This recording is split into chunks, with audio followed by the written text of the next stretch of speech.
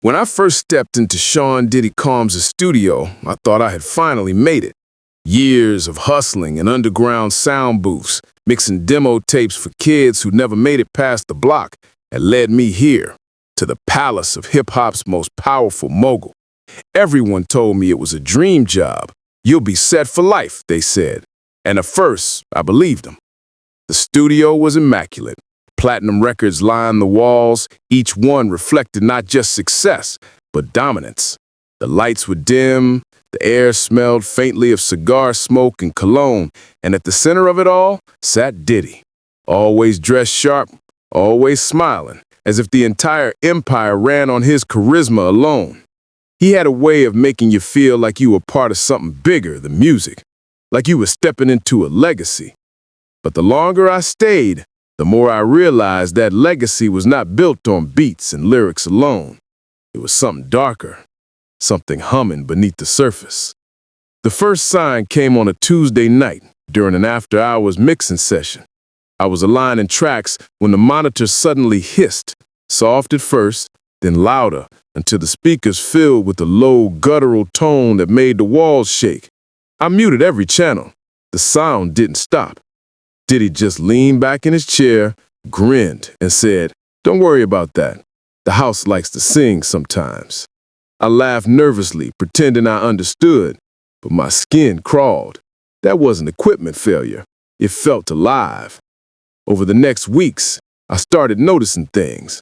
Files would vanish from hard drives, only to reappear under new names, cryptic ones like obey1.wave or saynothing.mp3. Once, while cleaning up unused takes, I opened a folder I hadn't seen before. Inside was a single track, 33 seconds long, just static. But if you listen closely, beneath the hiss, you could hear voices. Not lyrics, not human either. Whispers. I went to Diddy about it. He smiled again, that same rehearsed smile, and patted my shoulder. He said, "Congratulations. You're finally tuning in to the frequency." From that night on, I stopped thinking of him as just a man. The deeper I sank into the job, the more I realized that the studio wasn't just a workplace, it was a vessel. Something pulsed through its walls, through the cables, through every note we recorded. It wasn't just music being made in there, it was worship. Diddy sessions stretched longer than human stamina should allow, 12, sometimes 14 hours at a time. Yet he never looked tired, not once. He would pace behind us, hands folded behind his back, whispering in rhythms that didn't match the beat. I thought he was just muttering ideas for hooks or bars, but after a while I recognized the pattern. It wasn't English. It wasn't any language I knew. It was a cadence, low and guttural, the kind that worms its way into your head and stays there even after silence. I wasn't the only one who noticed. One of the interns, a kid named Marcus, confided in me during a smoke break. His hands shook as he lit his cigarette. "You hear it too, right? The voices under the tracks?" I wanted to tell him no, to laugh it off, but I couldn't lie.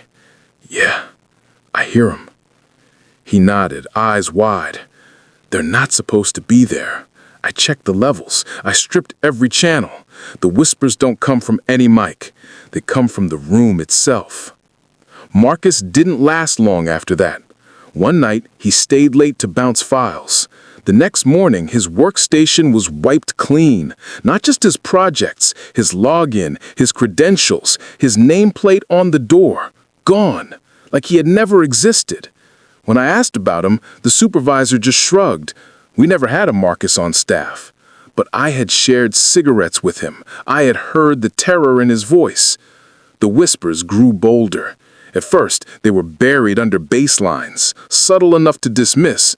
But soon they started leaking into the live takes. We'd record a verse, and during playback you'd hear a chorus of breathless murmurs repeating the same phrase over and over. At first it sounded like, "Stay low." Then clearer, "Say nothing." I brought it up to Diddy again.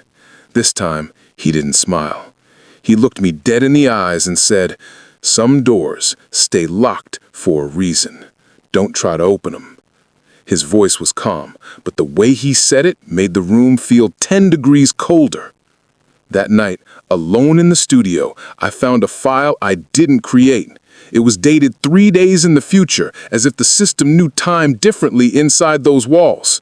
The file name, obeyfinal.move. I clicked it. The screen filled with grainy handheld footage of a dark hallway. The camera turned, and there he was, Marcus, his eyes sunken, his lips cracked. He whispered directly into the lens, "It's not him. It never was. He's just the face. The real thing lives in the frequency." He held up a waveform drawn on torn paper, jagged peaks circled in red ink. Then the video glitched, froze, and ended in static. When I looked up, the studio's glass window reflected not my face, but Diddy's, standing behind me, though I knew I was alone. His mouth moved in silence, forming words I couldn't hear, but I felt them in my bones. Control is the highest form of love. From that moment, I understood why people around him never truly left. They didn't quit. They didn't get fired. They were absorbed. After Marcus vanished, I knew I was next. Not because I had done anything wrong, but because I had seen too much. Every day, the walls seemed closer, the whispers louder. Even outside the studio, I could hear them. Through the hum of streetlights, the hiss of subway brakes, the static on my phone, it was like the frequency followed me wherever I went. Diddy's demeanor changed toward me too. No more casual smiles, no more pats on the shoulder. Now he greeted me by name every single morning, as if he wanted me to know he was paying attention. Sometimes he'd lean close enough for me to smell the mix of cologne and something else, something metallic, like rusted iron, and whisper, "You're doing good work. Don't think too hard about it." One night, after everyone had gone, I sat in the control room determined to uncover the truth. I replayed raw vocal tracks over and over, isolating frequencies. At 33 hertz, below the range of normal human hearing, I found it. A message, carved into the sound itself. A voice, layered beneath the bass. "You are mine.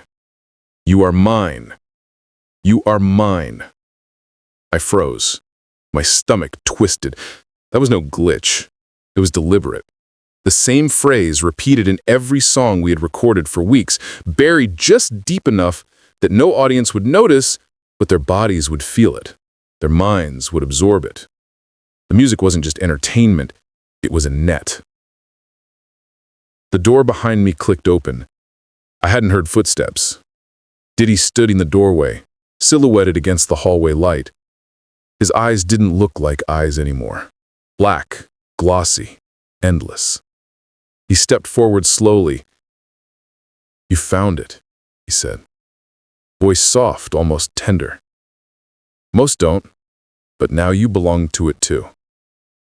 I tried to speak, but my throat locked. My hands shook violently against the console. He leaned down until his face was inches from mine. His smile stretched too wide, teeth catching the glow of the monitors. "Control isn't chains. Control is devotion. And devotion requires sacrifice." The lights flickered. The monitors screamed with static. In the glass window of the booth, I saw reflections, people who had once worked there, Marcus, others I couldn't name. Their mouths were open in silent screams, their eyes as black as his. And then, just as suddenly, it was over. The room went still. Diddy was gone. Only the orchid on the mixing desk remained. Rotted, blackened, petals curling inward like ash. I left that night and never went back. No resignation, no goodbye. I just walked away, certain that if I stayed even one more day, I would vanish, like Marcus. Months later, the news broke. Another young artist, talented, bright, full of life, was found dead under mysterious circumstances. The headline said suicide. I didn't believe it. I didn't need to. I knew the truth. Because I had heard the whispers.